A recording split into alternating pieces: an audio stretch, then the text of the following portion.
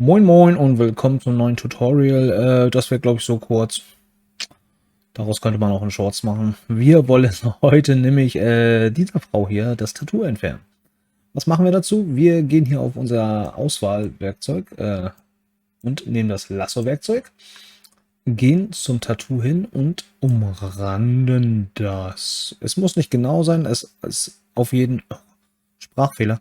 Es ist auf jeden Fall besser, wenn ihr noch ein bisschen mehr vom Hintergrund dabei habt, also von der Haut hier.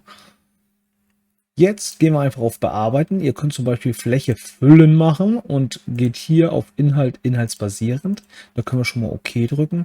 Und mit STRG und D macht ihr die Markierung weg und dann ist es auch schon fertig.